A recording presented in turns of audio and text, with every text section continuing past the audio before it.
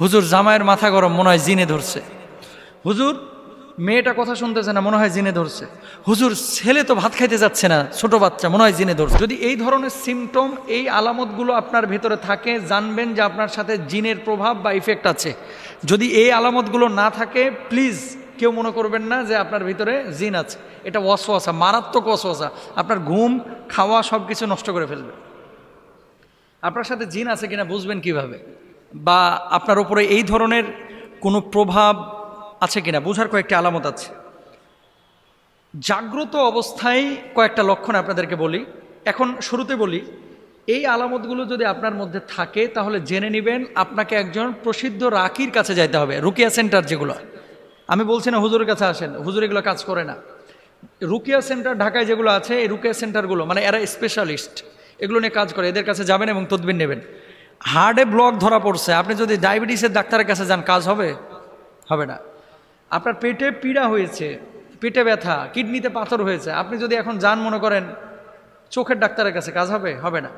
তো যারা রুকিয়া সেন্টারে কাজ করে এরা এগুলো নিয়ে স্পেশালিস্ট, মানে এগুলোর বিষয়ে তারা বিশেষজ্ঞ, তাদের কাছে যাবেন এবং কাজ করবেন।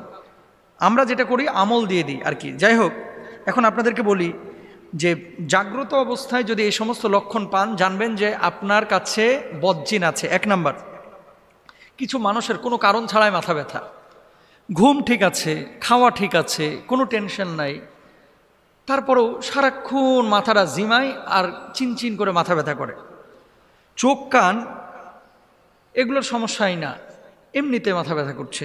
দুই নম্বর, কিছু মানুষ দেখবেন এবাদতে মোটেও মজা পায় না, নামাজ পড়তে ভাল লাগতেছে না, জিকির আজকার ভাল লাগতেছে না, তেলাওয়াত ভাল লাগছে না, আল্লাহর প্রতি বিরূপ ধারণা আসতেছে, মানুষকে দেখলেই মেজাজ খারাপ হয়ে যাচ্ছে, আব্বাকে দেখলেও মেজাজ খারাপ হয়ে যায়, আম্মাকে দেখলেও মেজাজ খারাপ হয়ে যায়, এরকম হয় কিন্তু অনেক সময়। যদি এরকম এবাদতে বিমুখতা আসে তাহলে জেনে নেবেন যে কিছু একটা আপনার ভেতরে ঘটছে। তিন নম্বর, মেজাজ বিক্ষিপ্ত হয়ে থাকা এবং সবসময় মেজাজ একেবারে হট টেম্পারে থাকা। ভালো কথা, আপনি সালাম দিচ্ছেন, কিছু লোক দেখবেন আসসালামু আলাইকুম বলার পরে স্যাত করে ওঠে, কার জিনিস পাও না খালি সালাম দাও, আছে এরকম। খাবারের কথা বলতেছেন, একেবারে স্যাত করে ওঠে, মানে রাগে যাচ্ছে, খুব রূঢ় আচরণ করছে, উগ্র মেজাজে আচরণ করছে। 4 নম্বর। 5 নম্বর, অনেক সময় খিঁচুনি বা মৃগী রোগী যেগুলা রয়েছে, মৃগী রোগ এটা অনেকেরই রয়েছে, আর অনেকে খিঁচুনি এই যে জিনের প্রভাবে কিন্তু অনেক সময় হয়ে থাকে। 6 নম্বর, হঠাৎ অজ্ঞান হয়ে যাওয়া, গাড়িতে বসে আছে কোনো কারণ ছাড়া অজ্ঞান, দাঁড়ায় আছে কথা বলতেছে কোনো কারণ ছাড়া অজ্ঞান হয়ে যাচ্ছে, রাত্রিবেলায় দাঁড়ায় দাঁড়ায় গল্প করতেছে কোনো কারণ ছাড়া অজ্ঞান হয়ে যাচ্ছে। 7 নম্বর, শরীরের কোনো অঙ্গে সবসময় ব্যথা থাকা কিংবা বিকল হয়ে যাওয়া, অথবা ছোপ ছোপ কিছু দাগ দেখতে পাওয়া। রাত্রিবেলায় ঘুমিয়েছেন আপনি, হঠাৎ আপনার শরীরের উপর আঁচড় দিয়েছে, মনে হচ্ছে কেউ একটা খামচি দিয়েছে। ইভেন আমি নাম বললে চিনে যাবেন।